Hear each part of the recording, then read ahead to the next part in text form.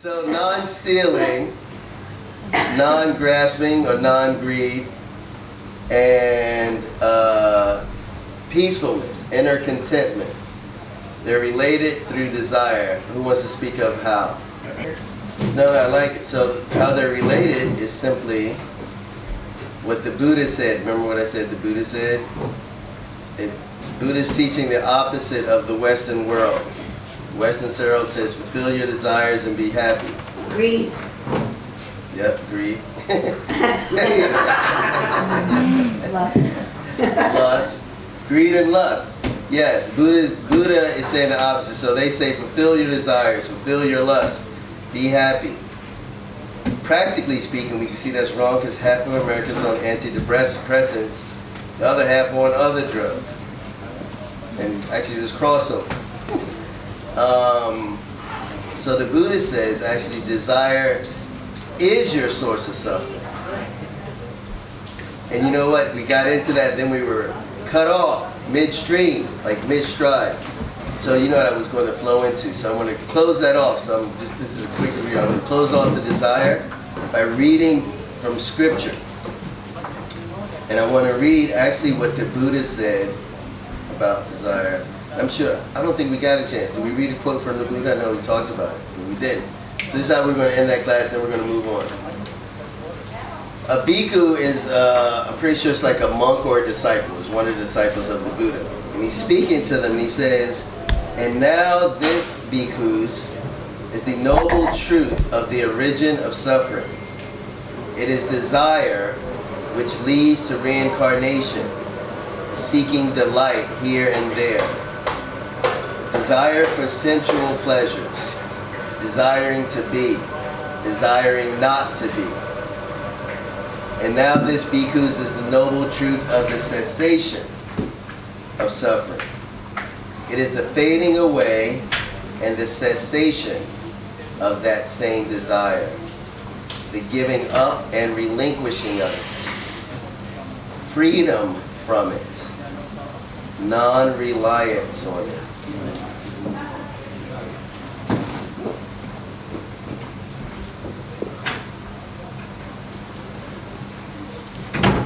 Everyone grabs that? I thought that was so poetic, so we'll go over it. So the Buddha said, first he goes, now bhikkhus, this is the noble truth. Not only is it truth, it's noble, of the origin of suffering. He said, it is desire, which is the origin of suffering, and desire forces you to be born again and again and again. So the yogi wants to transcend and go beyond rebirth. That's how we unite with God. Everyone get that? So the term for this in Sanskrit is samsara, reincarnation, the cycle of birth and death over and over again that souls go through. According to yoga philosophy, this is an absolute fact, and it makes perfect sense. It explains why souls are born in a particular state. It's because it's a continuation of their previous existences. Does that make sense? So he says it's because of our desires that we're forced to be born over and over again. It's always trying to fulfill them. And these were seeking delight here and there. And he says this is a desire for sensual pleasures. So sensual pleasures could be sexual pleasures, but also pleasures of the senses. Pleasures that you see, pleasures that you taste, pleasures that you touch, pleasures that you smell, pleasures that you hear. Always seeking delight here and there of the senses. Desiring to be, desiring not to be. How many people are suffering from these kind of desires? Okay. We're always desiring to be something else and to not be something that we currently are. He says, now this bhikkhus is the noble truth of the end of suffering. He says, not the continuous attempt to fulfill these desires, it is the fading away and the cessation of those same desires that you are seeking to fulfill. And then he says the giving up of those desires, the surrendering to them, relinquishing.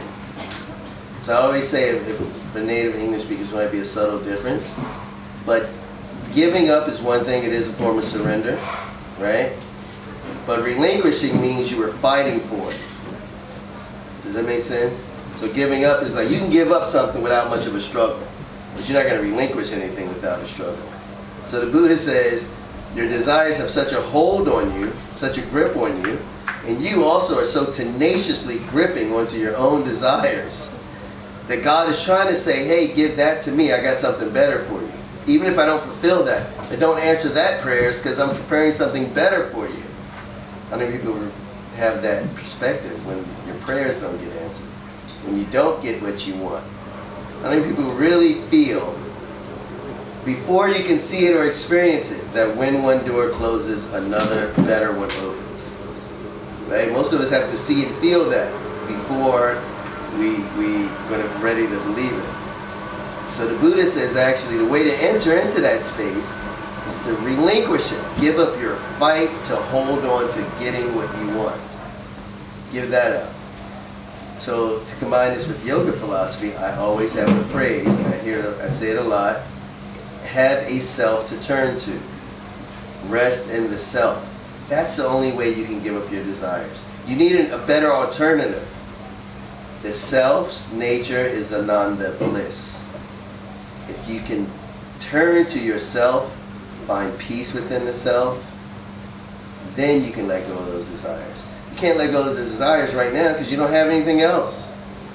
Right? Right? It's like desires or oblivion. Right? There's a self. But he says, these desires will fade away and come to an end, and when they do, that is the end of suffering. You give it up, relinquish it, and then he says, guess what? I love this phrase. He says, then you have freedom from it. Who's ever thought about that? Right? You might think about it, but how much are you living? Freedom from your desires. How many people realize that they're imprisoned by their desires? They're imprisoned by their need for things to be a certain way. Right? You're trapped like an animal. Right? Like it's a maze and they put the food over here and the animal walks through the maze. And then they put the food in the other end and the animal walks back. You're trapped by those desires. He says, once you let them fade away, once you relinquish them, you gain freedom from them. And then he goes further, then he goes, non-reliance on it. I love that because it shows what a weak position it is to be led by your desires. Your reliance on your desires being fulfilled, and this is the catch-22, they can never all be fulfilled. They'll never all be fulfilled the way you want them to. You'll lose the things you gain. The things you gain will come with things you don't want. You won't gain everything you desire. And there's another verse that says, desire is like fire, and it can never be satisfied by adding any amount of fuel. How many people have said that? The more you try to fulfill your desires, the more you need to. So you've invested your happiness in external things, and they don't deliver. It's like a broken promise, like a broken contract, right? Regularly. And what it is sometimes the contract's fulfilled. So you keep going. And then it's broken again and you get upset. And this is the will. And he says, break the will by actually tolerating the pain of giving up your desires. All right, that's the summary. Last class. Yes? So it is, I mean, I understand and feel both of them, but do you really think that there can exist the alchemy of the desire consecrated to God in our lives? Okay, I'm speaking beforehand, so thanks for bringing it back. So it's impossible to be without desires, right? Actually, we'd all still be just in the oneness if God didn't have a desire for experience. So we talked about this last time. Remember we talked about the levels of desire, desires that come from the different parts of the self, or the self's covering, the bodies have their own desires. So when I'm speaking about desires, I'm speaking about what you might call lower desires, or illusory desires, desires of the ego, desires that feed the ego, and things that feed the ego, desires of the mind, the intellect, the physical body, the emotions. The soul desires, if they're purified especially, will lead you back to yourself, and then there's the desires of God herself. And the truth is, once you start thinking about this, you see everything is good, because nothing would happen. Think about it. If God is absolutely powerful, meaning she is absolute, meaning there's no power that can challenge her, her will always goes, then no matter what's happening, it must be her will. Because also, she's everything. That's why there's a phrase, nothing just happens, everything that happens is just, because there's only God playing. And our task is actually to remember that and return to that beyond the ego, the mind, the emotions. So from that perspective, that highest perspective, everything's good all the time. However, in practical terms, where we are as jivas, as this small part of God, and this is why, like, you hear sometimes these false teachers, they talk about, I've heard this before, they talk about with me, they're like, well, that's duality, Keon, to keep talking about good and bad, right? And you know what? It's true, you're right, from an absolute perspective, there's no good and bad. But from a practical perspective, I say to those people, if you don't believe in good and bad, go get tortured every day for the next 6 months in a cage. Like, have people burn you with a blowtorch and tell me there's no evil after 3 months of that. Right? Then I'll believe you. Right? If you're beyond that, then I'll believe you. If you're not, the angels recommend before you try to reach a non-dual state, we just say the goodness, of actual moral goodness, because that is the platform that will eliminate pain. And once you're out of pain, then you can see more clearly to advance to this place in which you really understand that pain is okay. Right? So this speaks to a lot of things. Like when people are forgiven and can't forgive, it's because your pain hasn't been healed. Heal the pain first, which is done by returning to truth. Anyway, I'm babbling. I'm rambling now on some other things. But the point I'm making is, with the summary on desire, from the ultimate perspective, it's all good, because ultimately it was God's desire just for experience and movement. But from a relative perspective, we should do our best to end that suffering so that we can reach that same perspective of God. Does that make sense? Yeah?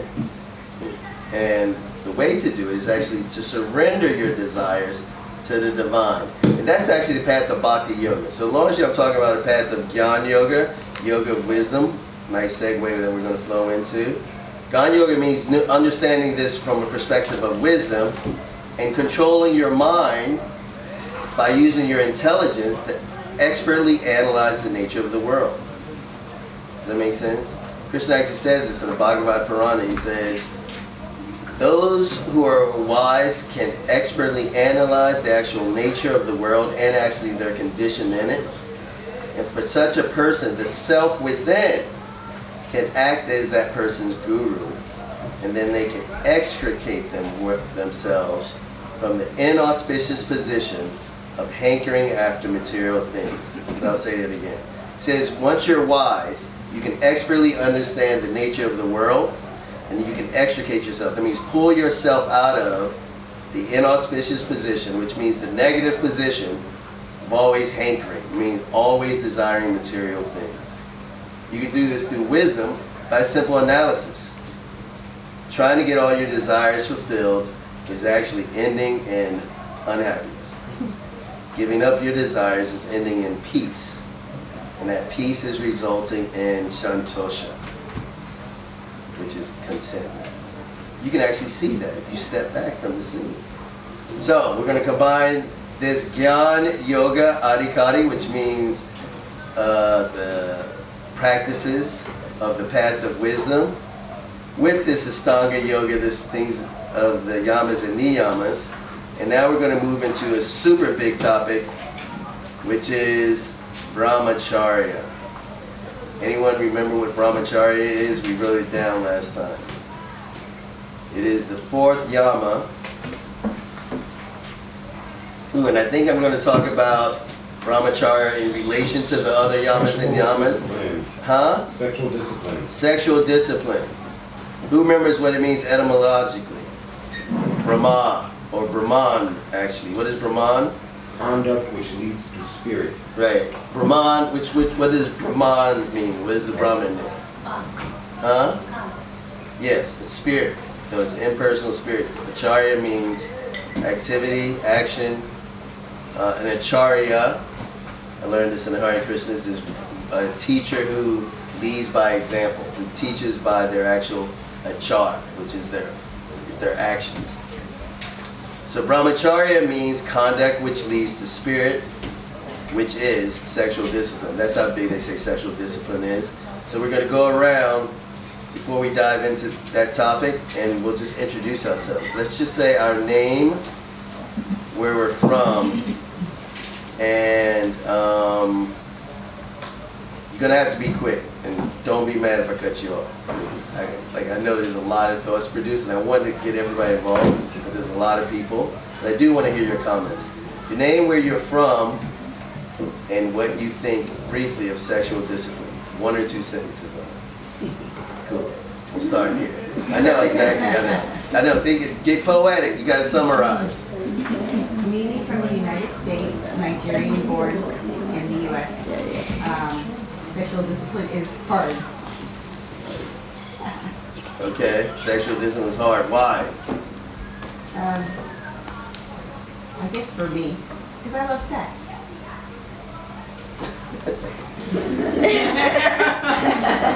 I said we would.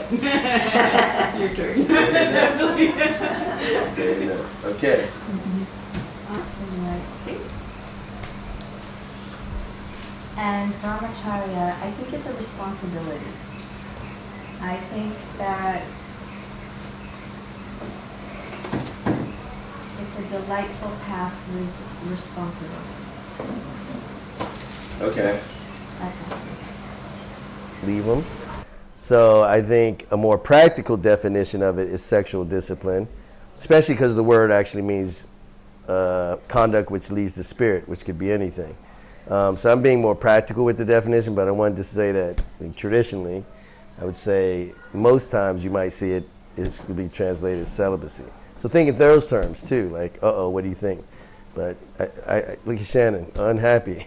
I'm thinking it's different from what we chose in our nature. So for me, it's a responsibility of awakening of spirit. So to me, when there's that intimacy, it's a responsibility of what you're choosing, and choosing wisely as a yogi what your intent is. Perfect. All right. That's mine.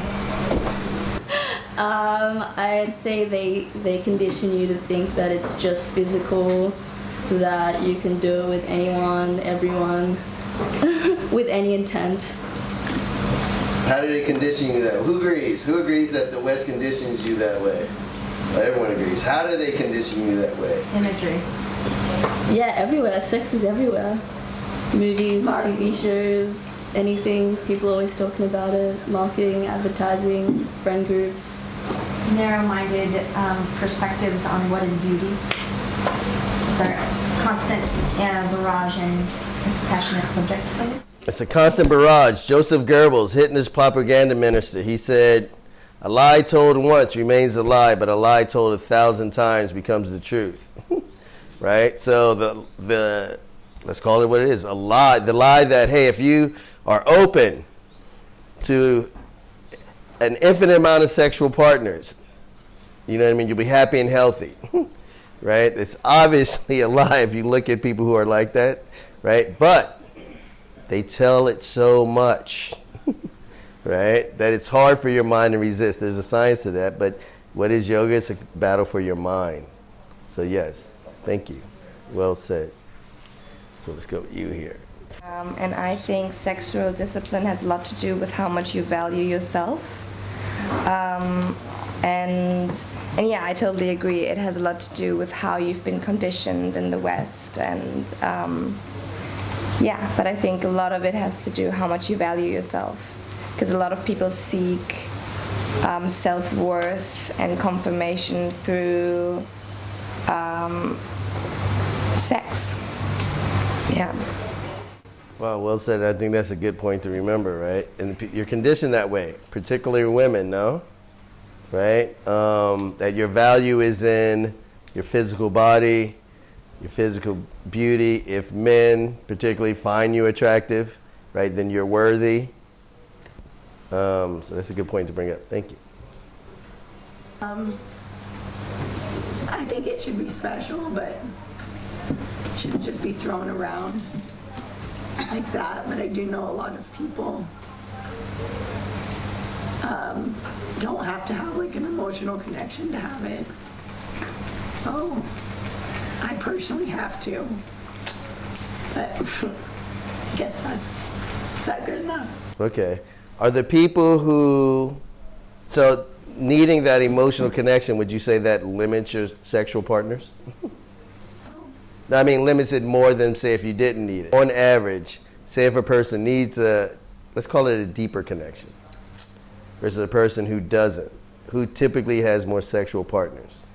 Oh, yeah, the one that doesn't. The one that doesn't. Of the people you know, we can all envision who typically is happier. And The ones that have the emotional connection. everyone would agree. So we're being conditioned against our own happiness again, right? Cool. All right. We'll discuss all this. Let's keep going. My name's Shakri. I am from the ether via New Mexico. Sexual discipline to me doesn't have to be celibacy because that takes the vow. So I'd like to say abstinence. Abstinence for me means to not give a fuck, which leads to not giving a fuck figuratively, which leads to earning a fuck. So that's what I like. So my sexual discipline, it leads to having to find somebody that actually deserves me in a sexual way. Okay. You know, I missed the train on when you were, yeah. So abstinence, the practice of abstinence literally means not giving Right. your sexual desires away to somebody or not giving a fuck, which means setting your mind on something else, the spirit, which leads you to not giving a fuck, metaphorically or You mean about other things? About worldly things, because you're focused on the spirit to get you through this. Okay. Which leads you to having to earn somebody because it's going to attract somebody similar to you within the world because you're not celibate. You haven't taken that vow that I'm not going to do that. It's just a way to rise your spirit up so that you can basically earn a partner that is somebody that is more universally set up for you, basically. Perfect. I'm going to try to, everyone follow that? I'm going to try to simplify and clean up the language a little. I think what he's saying is, no, that's cool. I speak French too, a lot. But not the language. Anyway, so I think what Shakri was saying was that by controlling your sexual energy, it allows you to focus on spirit. And by focusing on spirit, it allows you to detach from the material world. And then once you're able to detach from the material world, you're able to call in the energies of spirit more. Everyone find that? A lot of people would like that not to be true. They think that they can maintain very strong material attachments and at the same time channel spirit deeply. Not true, because the energies are incompatible. Even though everything is one in manifest reality, the energies of spirit are very high and very fine. The energies of matter tend to be very convoluted, darker, heavier. So if you want the light energies of spirit, you're going to have to, and we're going to write this down as part of Gyan Yoga Adhikari, you're going to have to give material things up. Like Buddha said, you're going to have to stop seeking pleasure from the senses. That's a fact. So he says, holding on to your sexual energy enables you to focus on spirit. Focusing on spirit enables you to detach from the spirit, the material world, and ultimately really detach from trying to have all your desires fulfilled. Once you do that, your vibration rises, and then you qualify yourself, right, to attract a partner also of that high vibration with whom you can unite, and it won't be something that degrades you or debases you or lowers your vibration, but rather raises it. Was that a good summary of what you were saying? Yes, it leads you to the Isvara Pranayana. Pranadhana. Iswara Pranadhana. God, surrendering everything, including your sexual desire, to God. Truth. If you can't control your sexual desire and your sexual energy, then you can't surrender yourself to God. Practice Iswara Pranidhana, which is the ultimate way to attain yoga, which means merge with God. We said that last time. The way to merge with God ultimately is surrender. And how can you surrender if you're sexually uncontrolled? Thank you, man. From Los Angeles, and I don't know, I mean, that coming to the end of this decade and everything, for me personally, I think I feel that I've been able to give up and deal with a lot of things: meditation, eating, self-love, non-attachment, non-materialism. List them all out. Not so difficult. But the sexual discipline part is just, for me, and I think everyone is slightly different for sure, it's just right now the most difficult one.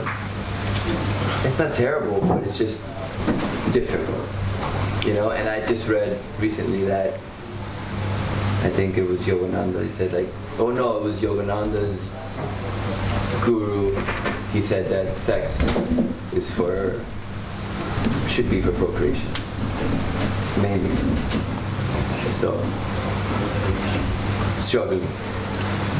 Right. You know what? Here's what's happening. That's a very traditional yogic approach, that sex should be only for procreation and that the energies of sex otherwise should be harnessed for self-realization. But again, I'm into very practical spirituality, especially with the conditioning that Westerners are facing, but also human nature. You're seeing even in non-Western countries, how many people can actually do that? Can do that, actually. And so we're going to talk about the senses and strategies, like how to be practical. But what we've analyzed is, practically speaking, we don't see it happening. So I was a Hare Krishna for 7.5 years, and this is where I actually probably began learning about all this stuff. And what happened was the founder was from India, and he was quite renounced, and he was old even when he started the movement. But he made as sannyasins, which were renunciate monks, leaders of the organizations, and they took vows of celibacy. 95% of the Western-born sannyasis who took vows of celibacy, some of them taking gurus, students becoming gurus and having students by the thousands, fell down, broke their vows, and in some ways, a lot of the organization collapsed, at least in small little bits here and there. The organization had split-offs. Other gurus came in and said they're unworthy, follow this guru. It became a clusterfuck, chaos, because vows couldn't be adhered to. And the reason the vows couldn't be adhered to, because they were falsely taken. And if you don't think they were falsely taken, the proof is in the pudding. They fell down. They weren't ready for sexual discipline at the level of absolute celibacy, especially when they began that, took the vows as young boys, really in their 20s. And so what we're seeing practically is absolute celibacy is near impossible for most human beings in a healthy way, but especially for Westerners. However, it doesn't change the fact that controlling your sexual energy is not only an absolute necessity for yoga, but for happiness itself, right? You can't even be happy if you can't control yourself. So the Buddha actually said this. He said, avoid the extremes, right? And then also there's dharma. Dharma means that which ought to be done. But there's swadharma, which is that which you ought to do. And Krishna said this. He said, your swadharma, your individual path, is not determined by what somebody says, right? Because if you join a group, the leader is going to tell you what your dharma is, right? And usually it's to serve him or his mission. Whereas actually Krishna says your actual path, your dharma, your duty is determined by your nature. That's what you should do in accordance with universal dharma. So each of us, if we want to follow the path of dharma, will follow it a little bit differently because we're individualized parts of God, right? And so all of us need sexual discipline. That's an absolute truth. How that manifests for each person is different. But what we see in the West is they're pretending like sexual discipline is sexual discipline. They're pretending like the opposite of sexual discipline is sexual discipline. Like they're calling self-control is the ability to be open to everyone.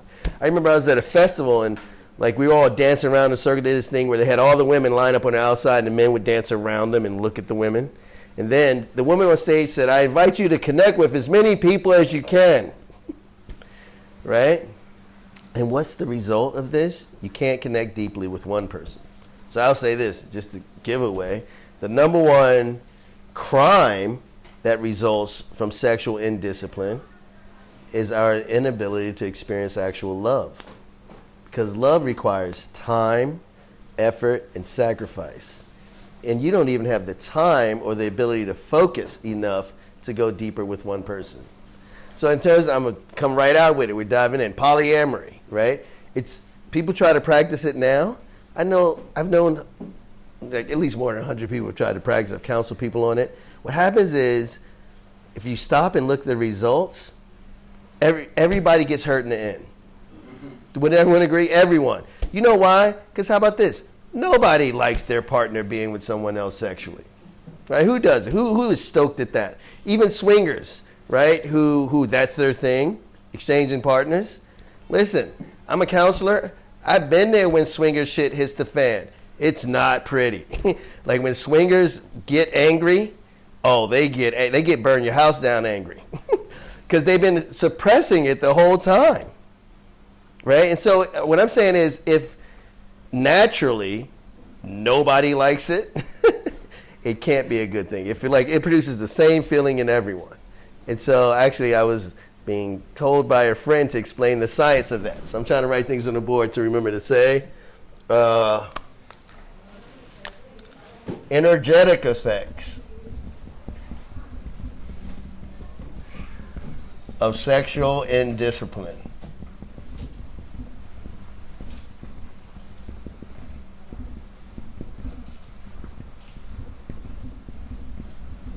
So we'll talk about those. We'll talk about practically how we can control it. Cool. All right. Thank you.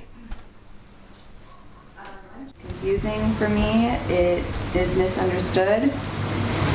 I realize that suppressing it is a terrible way to go about it because it will find a way to really hurt a lot of people, including yourself, when that is the route that is taken. But also, like for me, when there's a lot of pain with something, it means that there's a lot of exploration to be had in that area, and so it gives me optimist perspective that because there's so much pain here for me personally, there's a lot of growth as well.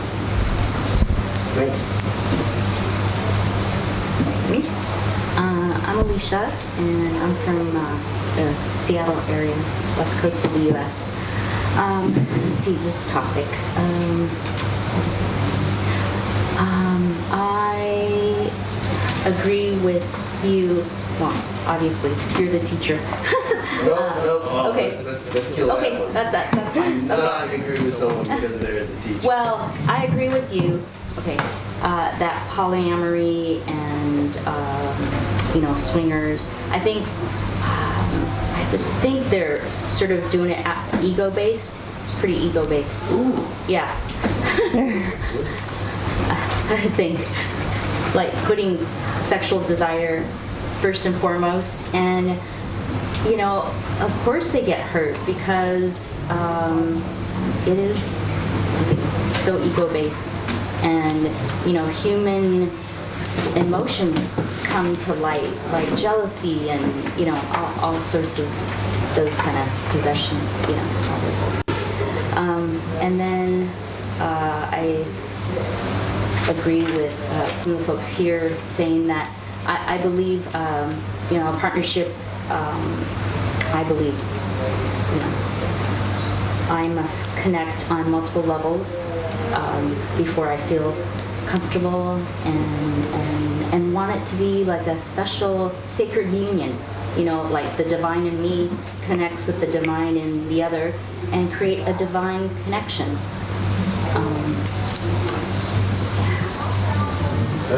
Thank you, Alicia. Thank you. So my name is Cosette. I'm coming from Romania, and for me, sexual energy is an energy which is juicy, very, very powerful, one of the most powerful in the universe because it can create life. So if we get the knowledge and the sense, the higher sense of how to use play and be in harmony with this energy, it is something that I feel to explore better in this way, like in more feminine way. I would prefer harmonize than discipline, which harmonizing content the discipline of the sexual energy. And I agree, the deeper connection, the divine connection, and I love the sublimation and the focus and the intention of the sexuality in any ways manifesting in your body. If it is an erotic sexuality because you see a beautiful sunset, or if you have a connection with another person, a sacred connection with another person. Thank you, sir. Kevin from the States, lived in Hong Kong for 14 years. Yeah, tough one. So sexual discipline, I could appreciate and I understand, especially in the Western world, people chasing the physicality aspect of it to try to escape their lives, the ego, but then there's an aspect of it when it's actually happening, there's a presence to it too. So I think it's more about the thought and trying to chase the idea of what it is in that moment. And then I guess the other thing I have to say is,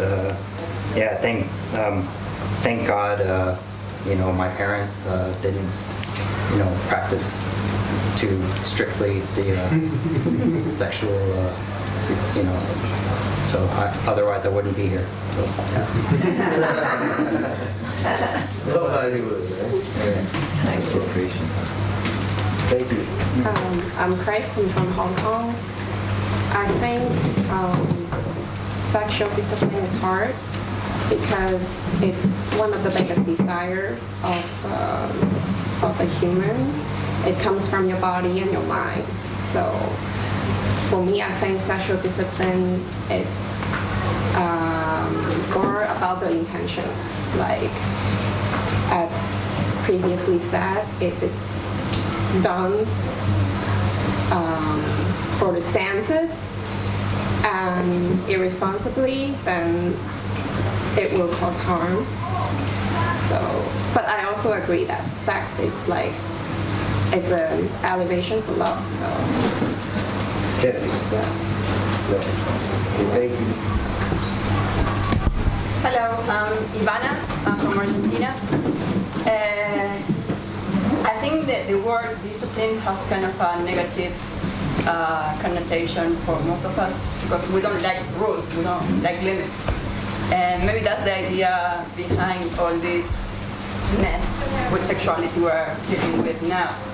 I think if we all could see our sexual energy face to face clearly, we'll be taking care of it much, much more. And we wouldn't just reduce it to the recreative intention of sex. And there are so many colors in it, and we just see black and white. And I think this is also why most big religions, the main religions in the world, put this ban on sexuality before marriage, but they never explain us why. So this leads to, again, all this mess we're dealing with now. Thank you. Valencia from Singapore. Never done it, so I'm not really sure. But I guess it's forming a deeper connection and then taking responsibility for it. Because in the Eastern world, it's very strict and I guess you have to make sure that you can be responsible for it and then doing it. Yeah. Hello, my name is Olga. I'm from Russia. And for me, it's when you can control yourself, sometimes people make sex because they think that the body wants to feel something. But I think that you need to first of all know better the person before you make a sex. If you want just feel something, you can go some places in yoga, like in yoga or something else, and then energy practice without contact. Because I think that women have deep energy in her body, and this energy she needs to give for one man, really. And first of all, you need to don't lie to yourself. Because very often, after the sex, you not feel that you with somebody. You feel some alone in your own soul. Because it was like a physical training, you know? You can just run if you feel it. If you feel energy, you can run. Sometimes I do it. Yes, I want to make sex, I want to feel, I'm running, and it's the same. I feel that my heart is going more quickly, I'm hard, and I'm after that I want to relax. For me, it's... Olga, you said that a woman has a particular energy and it should be for one man. What is the energy and why should it be for one man? Osset disagrees. Okay. All right, we can change the diction. But actually, you know what? It can be for, and that could be a sacred thing too. Would anyone agree? It doesn't mean that you aren't still in control of your own sexual energy and sexual power. You could say, husband, this is for you, right? And it's still yours. Agreed. Agreed. My question is, what is the nature of the energy that you're exchanging?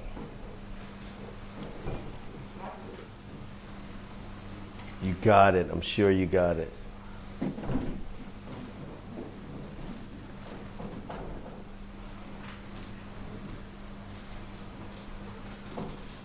Yeah. Describe the energy, however you can.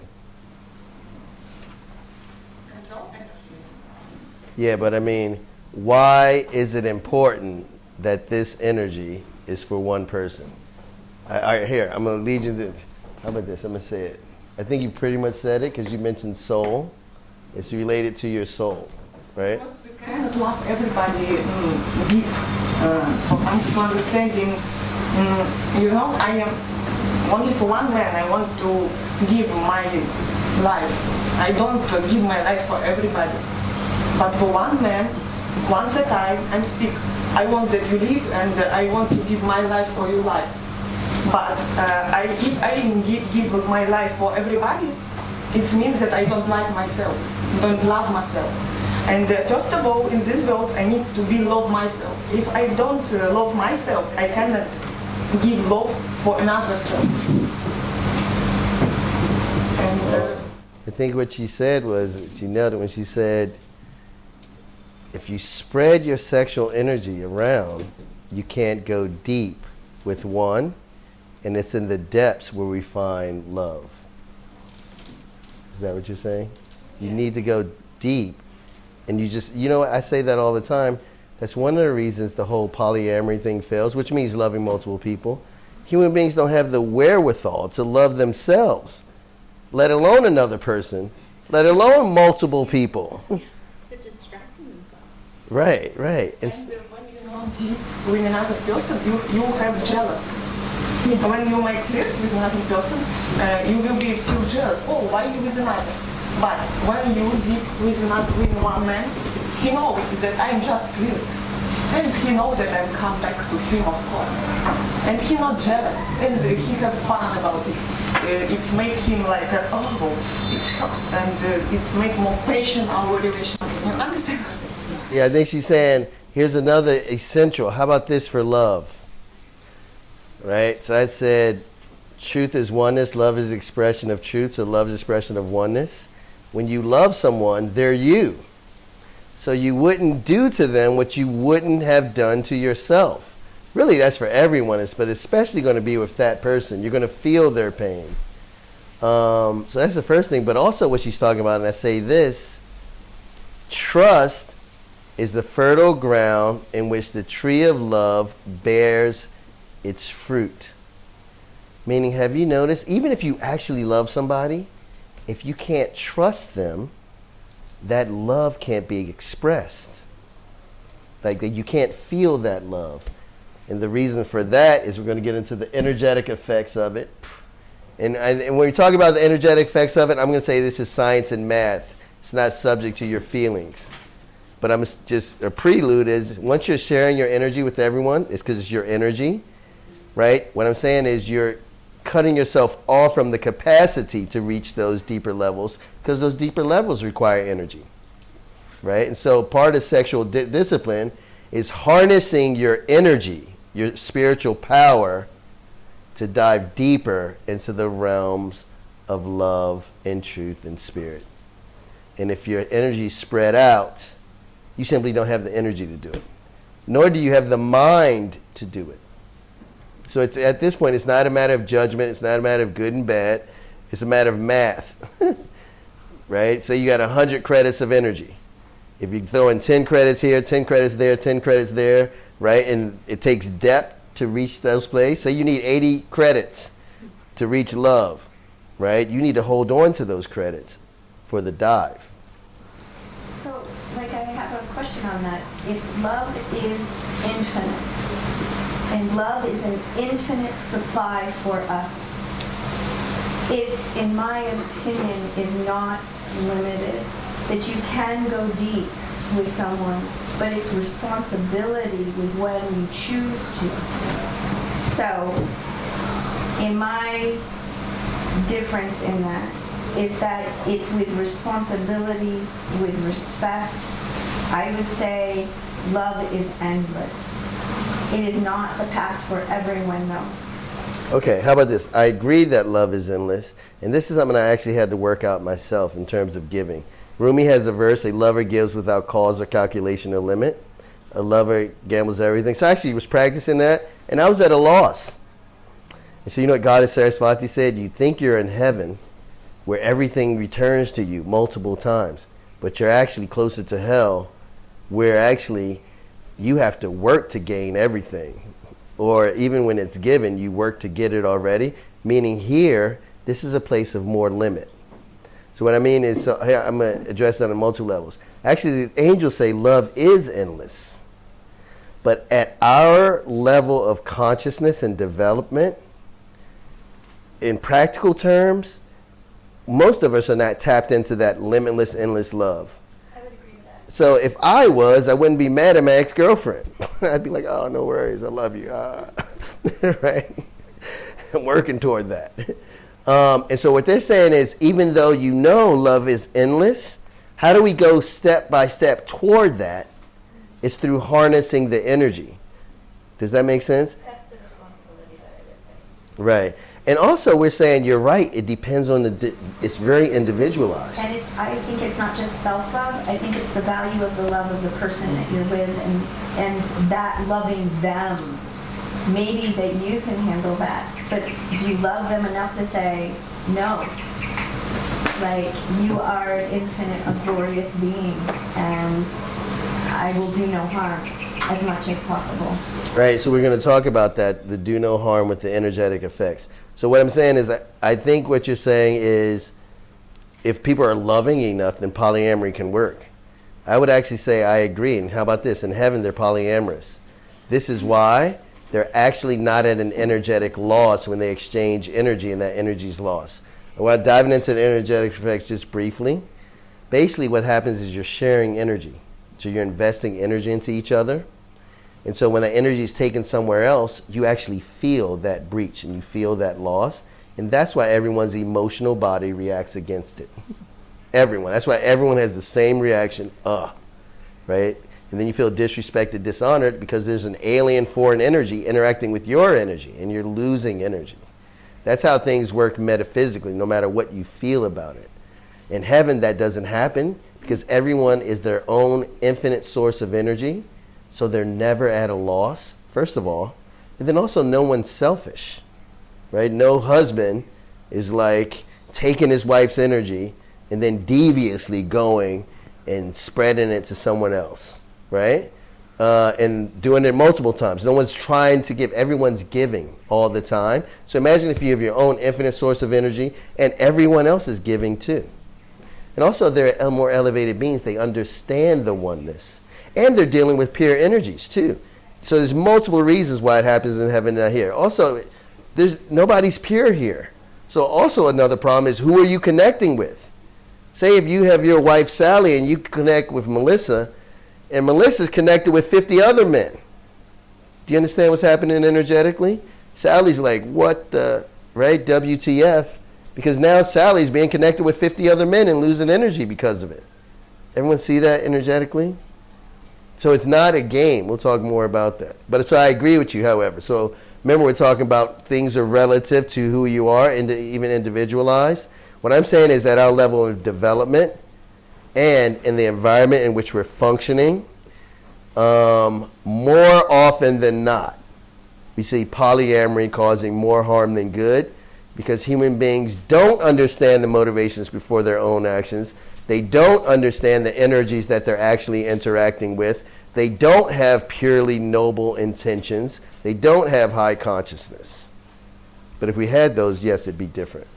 Does everyone make sense? That makes sense? So I'm being simple, just super practical with the energies of it. But here's the thing. I think you have to monitor yourself individually and see how you feel and get beneath your own layers, because I think it all manifests differently for different people.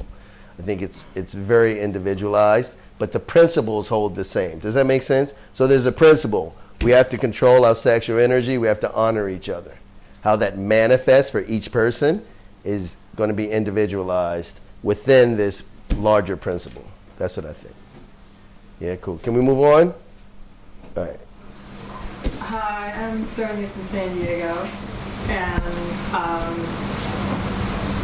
sexual self-discipline is the building block, the first key in self-empowerment. This woman's a genius. Sorry. Nah, I took the workshop. She did. Not only that, I've been in Asia I've been living in the wood, and I've been in Asia for 8 months, and my partner is in San Diego. And I was just in Nepal, and the Nepalese men are unlike Balinese men. They're like really aggressive. Like, they'll follow you. They don't, yeah. So that wasn't necessarily me, but I was just, that's just my pattern. I tend to attract males, and I was seeing it from your perspective, Kian. Like, when I'm hanging out with like these 4 Nepalese dudes in America, and we're all getting high, and I'm like, oh, this does not look good. And then the power goes out, and then I ask them for my bowl back, and then we use our phones and we get back. But yeah, it was an experience. But that is the first key. You just got to take your sexual energy and keep it for yourself and one person. Otherwise, it's just this huge distraction, and you get into trouble, and it distracts you, and you think it's going to give you happiness, but it won't. And like, we were saying, like with women, a lot of women get into it because it's their ego. But I see it for what it is. And, and I put myself in his perspective. I mean, what I was doing was innocent, but I'm sure if he knew what I was doing, he wouldn't be happy. So, but I was doing what I had to do. So. All right, thank you. All right, hear about this. So let's first, the reason I said she's a genius, it's because she literally just said what Scripture says. So how about this? Let's turn to the yogic scriptures to find out what they have to say about Brahmacharya. So actually, I'm getting this from Wikipedia. You know what? Wikipedia is good. It's good. I've recommended. But he says, I'll just actually read it. Patanjali, verse 238 of the Yoga Sutras, state that the virtue of Brahmacharya leads to the profit of virya. Virya, in Sanskrit, it actually means strength, shakti, potency, power, the ability to do things, the ability to achieve things. So that's the first thing. Your sexual energy is your creative energy, and holding on to it and harnesses it allows you to develop your own personal power. right? It puts you in touch with yourself. That's the first thing you get. So that's what she said. Well, that's what Napoleon Hill says in his book. All right, we agree. People that are really, really successful take their sexual energy and they direct it towards their pursuits, whether it be spiritual or business. So instead of just scattering it and not accomplishing anything, you go, okay, I'm going to be on my spiritual path, or I'm going to be an entrepreneur, do my business, or I'm going to work on my marathon skills. And that's because it's creative power, and that's the first thing of empowerment, is to be able to channel it in a productive manner instead of just scattering it. But the world wants you to scatter because they want us to be lost. It's actually all designed. Yeah. You know what? So it goes further. It says, for example, Vyasa, who's the author of the Vedas, says that it means strength and capacity. And he says that this virtue of virya also leads you to other qualities. Meaning if you have strength and capacity, then you can perform austerities, which strengthen you in other ways. Austerities, who remembers what austerity means? Everyone's mumbling. You just whispered. Fire. Fire. Austerity means burning, tapas in Sanskrit, but it also means doing something difficult now and suffering now for greater gain later.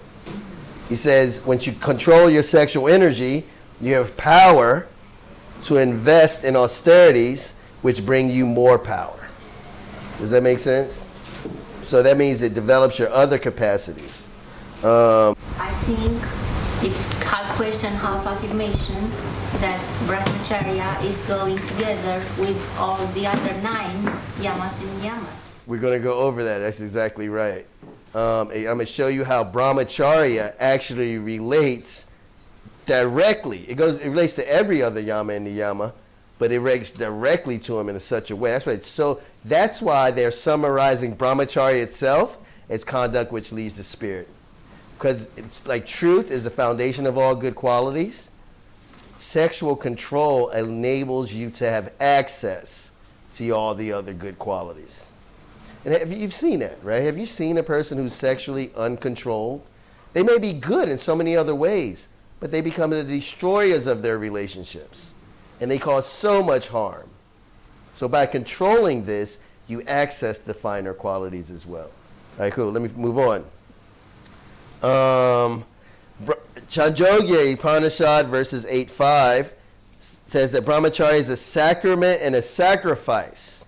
So a sacrifice, right? Sacrifice is one way we love, which leads to realization of the self. And it becomes the habit of experiencing the soul and others and other things. Meaning when you have this control, remember I said, then you can have direct experience of God. And you can have it in sex, right?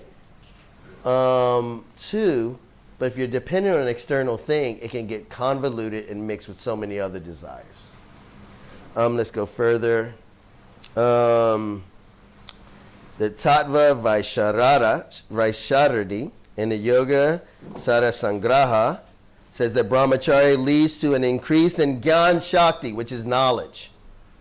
Actually, how many people have heard this? Actually, I've known people like this. People who are sex addicts.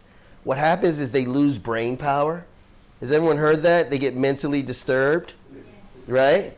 And the opposite, retaining the sexual energy, leads to an increase, especially if you do so in a way that's not suppressed. If it's suppressed, you go crazy. But if it's harnessed, fine-tuned, purified, your brain power increases. In fact, you can do incredible things, right? Have anyone seen that when you're harnessing this power? Intellectual achievements can be attained through that. So it increases Gyan Shakti, the power of knowledge, and then Kriya Shakti, the power of action. The great epic Mahabharata describes the Brahmacharya as knowledge of Brahman, conduct which leads to spirit. It leads to union with the Supreme Soul. It says, by subduing desire, the practice of self-restraint enables the student to learn to pay attention in thought, word, and deed to the Guru and discover the truth embodied in the Vedas and the Upanishads. So remember, it's a consistent theme. By controlling this energy, I say this all the time, if you're always seeking this, how much time and energy do you have for the inward journey? How much focus can you have on it? This is why also it's related, Brahmacharya is related to Santosha. You can't be at peace or content without sexual discipline. It's like fire that never gets satisfied. And it goes further. It says Brahmacharya is one of the 12 virtues, the path of perfecting perseverance and the pursuit of knowledge. Cool. All right. So let's go further. So let's relate it to the rest of the Yamas and Niyamas. We're going to have to move quickly now. So these are the Yamas and Niyamas. Ahimsa, non-violence. Satya, truth. Asteya, non-stealing.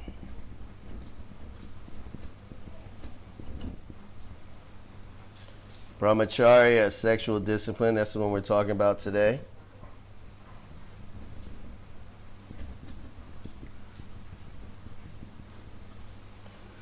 Aparigraha, non-grasping.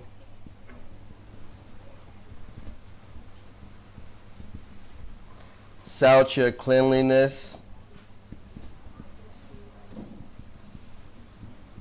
Santosha, contentment.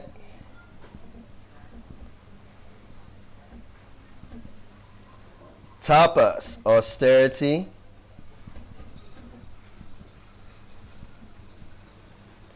Swadhyaya, self-understanding. And then Ishvara, pranadhana, surrender to God.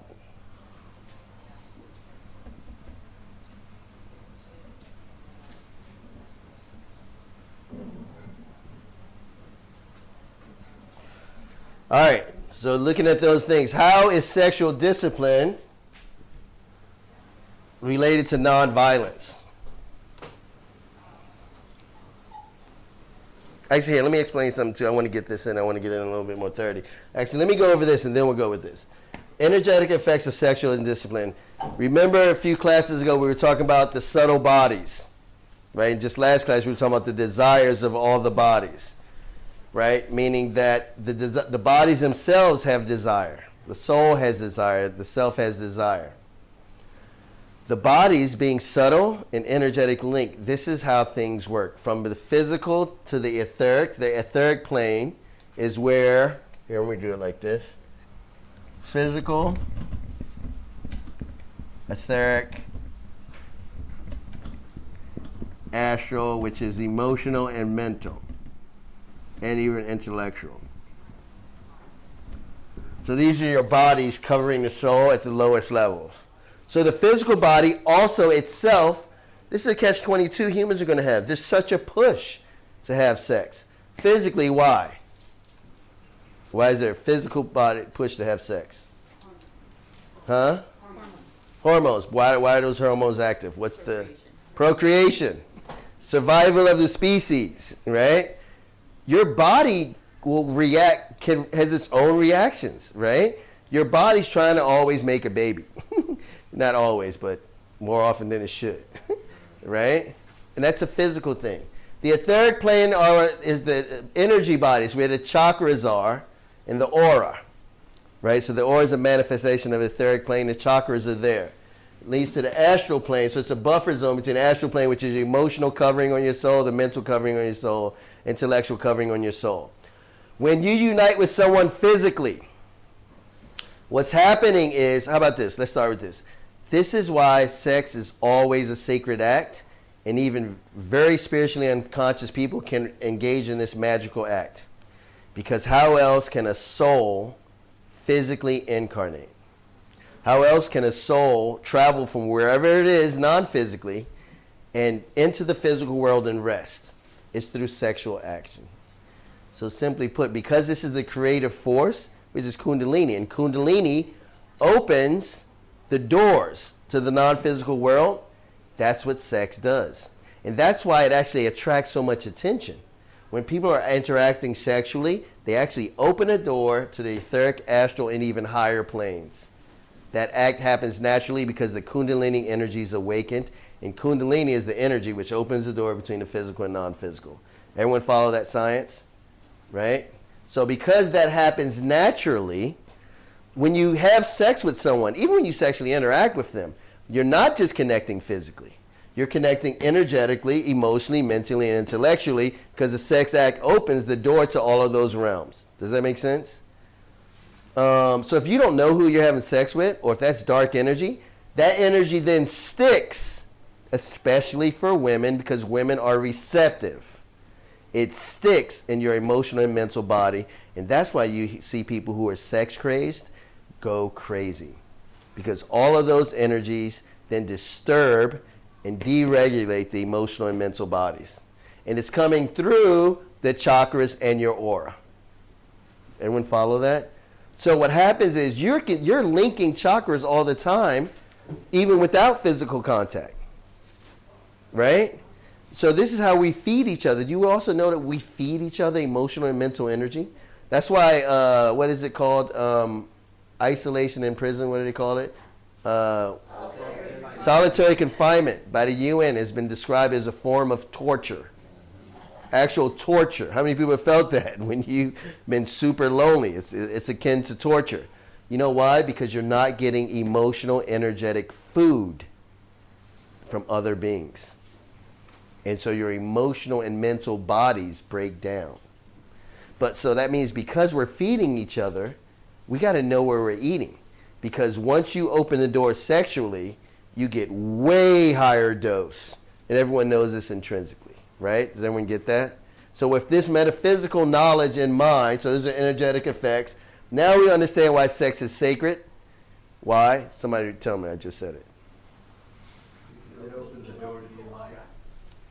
All right, one person. It opens the door to creation, Higher realms. life, souls, reincarnated. Right. So it basically it's a metaphysical act which opens the door to the non-seen world. And not even just that, invites in other energies. How about that? Sex creates a portal into your body from the non-physical worlds. How many people know that sex is one of the number one ways that people get demonically possessed? Right? Now you know the science behind that. I've had to depossess particularly women. Right? And when we hear the story, they had sex with some Satanist that they probably didn't know was a Satanist before, and this is real. And they put an energy in them, and they're mind controlled, and they can't control themselves, and they're depressed and sometimes suicidal because something got put in them. And why? It opens a portal directly into your mental, emotional, energetic, and physical body. That's how powerful it is. So that's why, Olga, you want to know who that one person is and what their energies are? Because how about this? You can also open a portal to the higher realms. So how about this? It's not even the act. It's the intention, consciousness, energy, and effect. I'll repeat that. It's not the act itself that makes it light or dark, beneficial or negative. It's the intention, the consciousness, the energy, which will produce the result. So sex can produce wonderful results if it's done with love and high consciousness and pure intention. If it's done with low consciousness, unconsciousness, impure intention, and it's an impure intention if you're just being led by the body. So this is a situation we're all born in. We're born at a deficit. We have these things covering us, pushing us towards self-destructive acts. If you want to be happy, you have to be self-controlled. Period. Or you can't do it. Make sense? Cool. All right, so just let's throw out some sums. How is sexual discipline related to nonviolence? You can use based on what I just said. Self-control. Right, but how is sexual discipline related to nonviolence? If you can practice self-control with your sexual energy, then you'll probably have the discipline to non-violent. Not harming others spiritually or etherically, like understanding what you're awakening in them and making sure that you're not harming another. Right, with this powerful energy. And it even goes further, not harming yourself. you know what? If you harm yourself, chances are you're going to harm others. Right? And also the opposite. This is such a powerful energy. If you suppress it, you're harming yourself and you're generally going to harm others. Right? You see pedophiles, etc. Why are they priests? They've been faking it. They've been suppressing this powerful energy. So you have to work with it in an honorable way. Make sense? Related to truth. Why? Because it honors the effects. Right? The truth is, these energetic effects are truth. Truth is beyond your opinion, your beliefs, your desires. Truth is what's real. These energetic effects are how things happen scientifically. Right? So the truth is, you're exchanging sacred energy, mental energy, emotional energy when you start getting sexual. That's even before penetration. So by honoring that truth, the natural thing that comes from that is to protect your energy. Did you want to? Okay. Cool, let's move forward. Now we're getting into the discipline part. Non-grasping. Being satisfied within. This phrase is, I'll write it quickly. Atma. Who knows what Atma means? Truth. Nope. That's it. Yes, Tushta. Atma Tushta, Atma Rama, Atma Van. Atma Tushta means self-satisfied. A person who is satisfied within themselves or from the self within. Atma Rama means a person who derives pleasure from their own self. And Atma Van means a person who possesses her own self. How do you feel around somebody who's self-possessed? Meaning they have them. Self-possession means just that. I'm in control of me. I own me. I own my mind. I own my emotions. I own my body. So the body and mind can say do all types of things. I decide what I do and I decide what my body does. Have you noticed that such a person? Say again? What'd you say, Ashley? This sounds like every guy I've dated. What? What you're describing. Self-satisfied, self-disciplined? I'm attracted to that kind of person, apparently. What kind of person? I think you might be misreading me, but let's hear. Somebody that's in control of everything. No, I'm not talking about in control of everything. Of themselves. Right, is that a positive or a negative? It can be both. How can it be a positive negative? for that person, they get to control everything. It's not necessarily a positive for the people that are around them. Why? They don't have good intentions for the people around them. Okay, so I think you're talking about people who want to control other people. No. You're talking about somebody who only wants to control themselves? Yeah, but that person has a lot of people in their lives. If that person does not care about the other people in their lives, Okay. and he's not, or her, Okay, I he's agree. not looking out for those people, but those people may not have that same ability to only think about themselves. So there is a disconnect on why that person's doing something, he or she, and why somebody that's in their life might be doing something for them, not realizing that they're so selfish. Right, okay, I'm not talking about selfishness. I'm talking about something different. So I'm not talking about a person who's self-controlled, meaning, I think you're maybe carrying what I'm saying to somewhere else where I'm not taking it. Meaning, I think you're misinterpreting self-controlled, self-discipline, the one who takes pleasure from the self, self-possessed. I think you're translating it as that somebody who's egotistical and absorbed in themselves. No, this self, Atma, is not the false self, the ego. Remember the difference? So remember, Ahamkara is the body of illusion, the ego. So we're not talking about someone who's absorbed in the false self, the ego. We're talking about someone who's absorbed in the soul. That person will actually be selfless. More than the average person. You know why? Because they have more of the self to give. What I'm talking about is imagine a person who's satisfied with their own self. They're not grasping. They're not needing.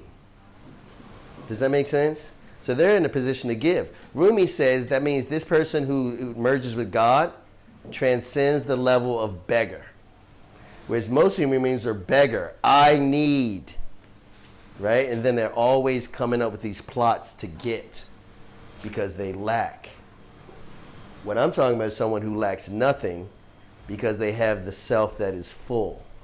That person is in a position to be a real giver and a real lover. Everyone agree with that? Having said that, there is the dark side of things, and dark yogis, right? Meaning people who have so much self-control that they get power. I want to say these people become very attractive, right? Do you know why? I say that they possess the centrifugal force to pull things in because their focus is inward, so their energy becomes concentrated within. Now, if you use that darkly, you can pull people in and manipulate them and use them to your advantage, right? But so that's the dark side. But talking about the light side, people come and that person becomes a healer, right? Because they have peace, and that peace is healing and leads to happiness. So we're talking about everyone. We're advising you to become yogis of light. That makes sense. But thanks for bringing that up. Okay, so moving on. However, it means part of being sexual discipline is not grasping. Actually, I was talking about with somebody else. So many men are so graspy, huh? Yeah, they're desperate even. I'm like, I'm learning this as a man. It's like kind of disgusting. And it's weak, right? So returning to your power, sexual discipline is a power. Maintaining your sexual energy is a power, right? You stop grasping. Cleanliness. Is it obvious how sexual discipline actually is related to cleanliness? Especially energetic cleanliness, right? Contentment. That's the whole game. If you can control your sexual energies, you can find peace. And Krishna said, one who cannot control her mind cannot have peace. And where is the happiness without peace? It is an austerity. That means it's hard because we have all these forces pushing us to connect. We want to energetically feed from one another, and that's natural. The challenge is to get your food from within while you purify yourself, and then when you need connection, it could be, as Shukri was talking about, at a more pure level. To reach that state, you have to go through the hard period of seeking your joy from within, even when it's not fully there yet. You have to actually restrain yourself, pull yourself back. Self-understanding. How many people feel that practicing self-discipline leads to self-understanding? And then surrender to God. We talked about that. You can't surrender to God if you don't have you control of yourself. What are you surrendering? Like it's yourself that you're trying to surrender to God about, right? And so what I actually wanted to go over to, remember I said we were going to talk about Jnana Yoga, how this is related. So Jnana Yoga, Adhikari, the first thing is Viveka, discrimination. Can I erase this? We have to go with... No? Okay. All right. So the first one is called Viveka, discrimination. Who remembers what discrimination is? We talked about it. Huh? I can't hear you. Discernment. Right. Tell me what that means. Discern what things actually be aware. To be aware of what? Everything. True versus non-true. Yes, exactly. Discrimination, viveka, is the ability to discern what is true from what is not true. Does it make sense? So that's what you need for sexual discipline. Why?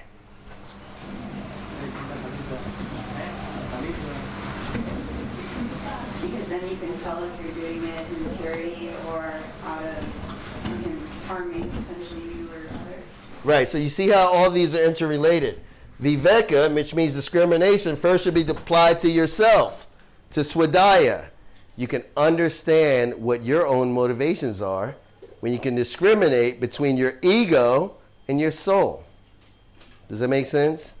And then if you can understand your own motivations, then you're in a better position to control your actions. So we need viveka. Then also another thing is the people you're uniting with. How many people have had this experience? Oh my God, I didn't know that person was like that. After, right?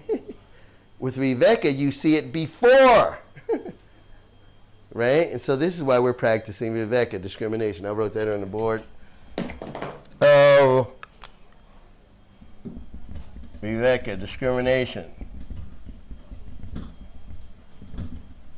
Vairagra, nobody likes this one, but it's going to save you. Detachment. I said this earlier. You must detach from material things in order to reach spirit. And no matter what those are, physical things, material relationships that you thought were spiritual, that reached their end, practically for the spiritually developed person, or they're transitioning to a reduced state. You can't, Jesus said, you can't love God and mammon. Mammon is a demon which represents greed and material desire. And he says you can't do both. He says you'll love the one or the other.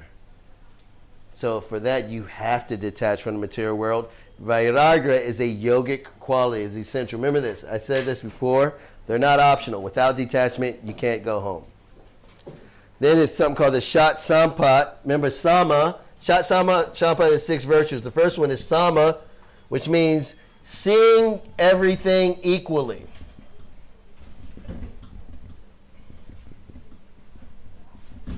Which means as opposed to being motivated by desire, you can see everything. And the highest vision is, oh, it's all just a game. Right? So that's Sama. But what I mean is how about this? Have everyone noticed it's harder to see stuff the more you're enmeshed in it, right? Your friend is like detached. He's like, hey, I'm looking from the outside in, and I'm telling you, you know what I mean? This is not going to help you later. Clear vision. So you need that ability to see things clearly from detachment also. So I go on Dhamma means controlling your senses. What does controlling your senses mean? This is super important. So in terms of controlling your mind, the 5 senses are what feed the mind information and energy. So they shape your mind. So that means in order to control your mind and thus your actions, you have to control your senses. And what does controlling your senses mean? It means controlling what you see, hear, taste, touch, and smell. Because if not, as we talked about earlier, you will be conditioned to work against your own best interest by what you see and hear. Everyone grab that? So it's a great science. So the yogis have said this is the problem. This is how you get out. And they'll go on. I have to go now, but Upadarati means complete devotion to the path. Titiksha, endurance. It's a practice. I tell people it's a meditation all the time. They're like, oh, that wasn't unpleasant. You have to keep practicing, right? When you have been smoking cigarettes a lot and you first go to the gym and work out hard, it's going to be unpleasant. You keep going, right? You get stronger and clearer. Shraddha means faith. Samadhamma means seeing things equally. And then Mumukshava means a burning desire for liberation. That means you actually have to want it with a burning desire. And this is why. I'm going to actually finish with 2 things, but I'm going to read to you a verse from the Chandogya Upanishad. And I love this verse. And this is actually a verse that talks about Brahmacharya.